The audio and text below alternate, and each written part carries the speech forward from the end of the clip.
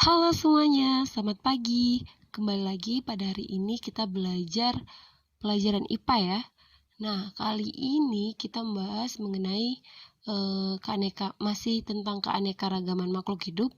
Nah, untuk submaterinya yaitu klasifikasi makhluk hidup. Jadi yang kita bahas hari ini khusus untuk klasifikasi makhluk hidup.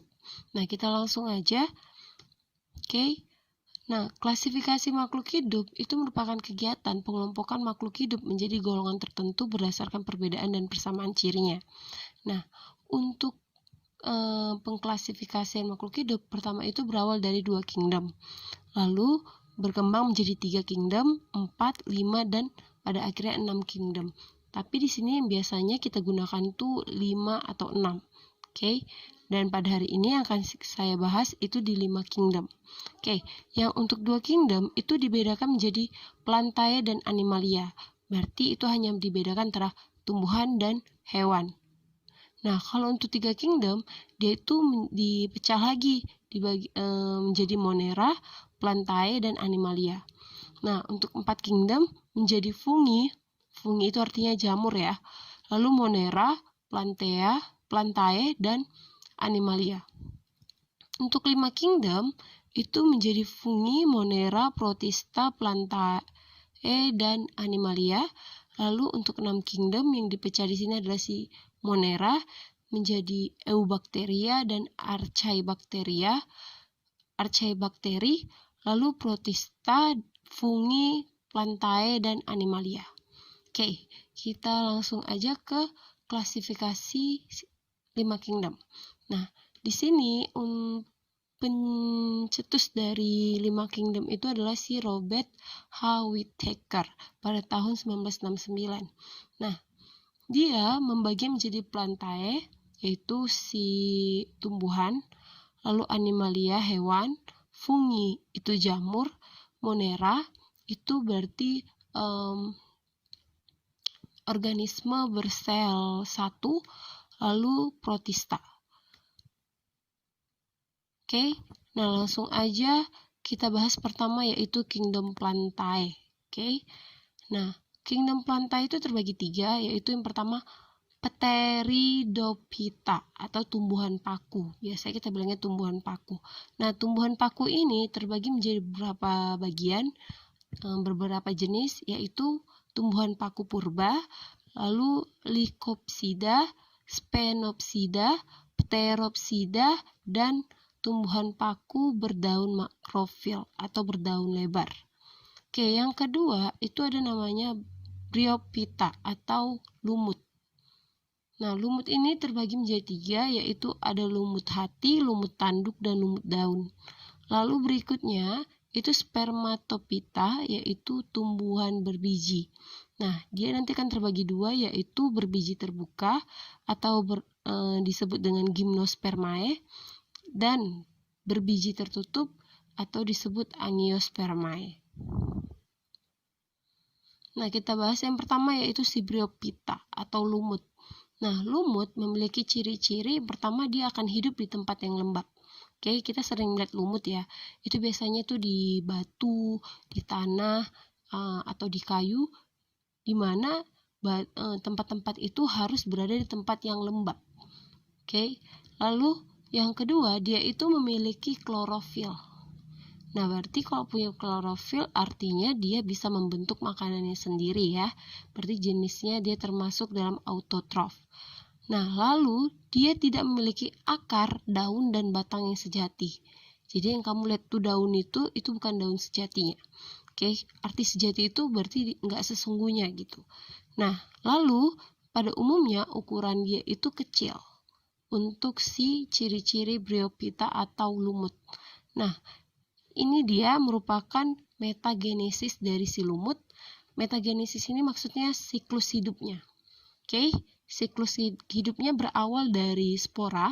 Oke, ini spora yang sudah dewasa. Oke, akan menjadi lumut muda. Nah, si lumut muda ini akan mengalami pematangan, berubah menjadi gametofit atau lumut dewasanya.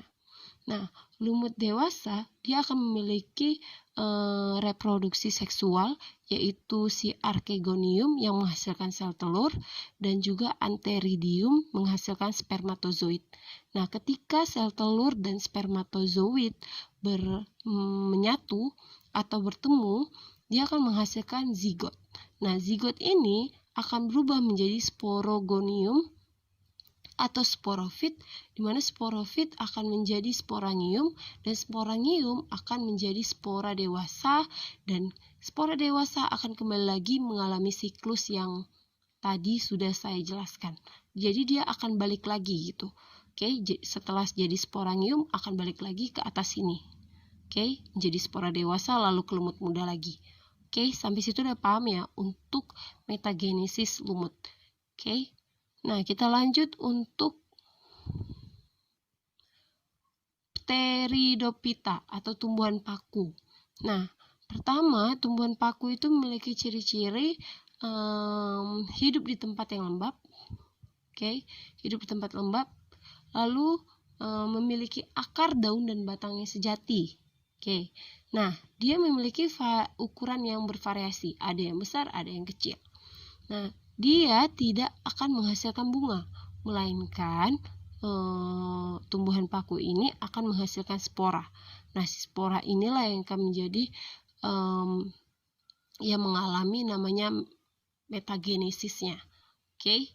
Nah, ini gambaran dari metagenesis tumbuhan paku, hampir sama seperti tumbuhan lumut tadi. Oke, semuanya berawal dari spora dewasa. Nah, di sini spora dewasa akan mengalami pematangan, pematangan dengan cara mitosis. Nah, pematangan ini akan menghasilkan protalium, di mana protalium inilah yang menjadi gametofitnya. Nah, protalium ini memiliki alat reproduksi seksual, yaitu antheridium yang menghasilkan spermatozoid dan archegonium menghasilkan ovum atau sel telur. Nah, ketika kedua ini bersatu atau bertemu, spermatozoid dan ovum bertemu akan menghasilkan zigot. Nah, zigot ini akan menjadi tumbuhan paku homospora dan terus berubah menjadi sporofil dan sporangium, lalu menjadi lagi spora dewasa, balik lagi ke atas lalu mengalami siklusnya lagi. Oke, kita lanjut ke spermatophyta atau tumbuhan biji. Nah, tumbuhan biji ini terbagi dua, yaitu biji terbuka dan biji tertutup, seperti sebelumnya saya jelaskan. Nah, untuk biji terbuka, dia memiliki ciri-ciri. Yang pertama, kenapa dia disebut terbuka? Karena si bijinya itu tidak terlindung buahnya. Oke, jadi dia nggak terlindungi. Lalu kedua, dia memiliki akar, daun, dan batang yang sejati dan berakar tunggang, lalu memiliki daun sempit, tebal, dan kaku. Nah, untuk tumbuhan biji terbuka, dia tidak memiliki bunga sejati. Nah, untuk tumbuhan biji tertutup, ini kebalikan dari biji terbuka. Nah, kalau tertutup berarti bijinya akan tertutup oleh buahnya, terlindungi oleh buah. Oke, daging buahnya. Nah, lalu dia akan memiliki akar, daun, dan batang sejati juga. Lalu untuk akarnya dia itu bisa serabut, bisa tunggang, tergantung. Oke. Lalu untuk bentuk daun itu bervariasi. Lalu dia memiliki bunga sejati. Oke. Jadi kebalikan dari biji terbuka. Nah, untuk biji tertutup ini dia terbagi dua lagi, yaitu monokotil dan dikotil. Oke. Nah, untuk yang monokotil itu bijinya berkeping satu. Lalu tadi kan saya bilang dia memiliki bunga sejati ya. Bunganya itu berkelipatan 3 untuk monokotil. Nah, untuk bentuk tulang daun dia itu sejajar. Oke, tulang daun sejajar, akarnya serabut, batangnya tidak bercabang dan beruas, lalu juga tidak memiliki kambium pada batang dan akarnya. Oke. Nah, untuk dikotil itu dia memiliki biji berkeping 2, bunganya berkelipatan 2, 4, dan 5, lalu memiliki tulang daun yang menyirip dan menjari, lalu juga berakar tunggang, memiliki batang yang bercabang dan beruas, dan juga pada batang dan akarnya memiliki kambium. Oke, nah untuk contoh-contoh dari tumbuhan biji terbuka, yang pertama itu ada pohon pinus, lalu pohon cemara, lalu yang satu lagi ginkgo biloba. Oke, ginkgo biloba. Nah, untuk contoh dari tumbuhan berbiji tertutup atau Angiospermae, oke, yang pertama itu ada pohon mangga, lalu bunga mawar, oke, tumbuhan bunga mawar. Nah, ini merupakan contoh dari tumbuhan dikotil. Jadi ini biji tertutup tapi jenis dikotil. Lalu selanjutnya ada tebu dan juga anggrek. Nah, dua ini adalah contoh dari jenis tumbuhan monokotil. Oke, bisa dilihat ya. Tadi kan cirinya pertama itu kalau untuk dikotil bentuk daun menjari atau menyirip. Nah, ini kamu lihat nih, pohon mangga itu bentuk daunnya menyirip. Nah, untuk batangnya dia memiliki kambium, makanya dia keras. Oke. Lalu untuk si bunga mawar, lihat ini, daunnya juga dia menyirip. Oke. Lalu bentuk batangnya dia bercabang-cabang. Oke. Nah, kalau untuk monokotil itu lihat bentuk daunnya, pertama si tebu itu sejajar. Ini maksudnya dia bentuk daun yang sejajar seperti ini, seperti ini. Oke. Nah, tulang daunnya hanya ada di tengah. Oke. Lalu untuk akarnya lihat, ini dia serabut kecil-kecil, ini juga di anggrek dia akarnya serabut. Nah, itu salah satu dari bukti kedua ini, tebu dan anggrek ini merupakan tumbuhan monokotil. Oke, sampai situ udah paham ya?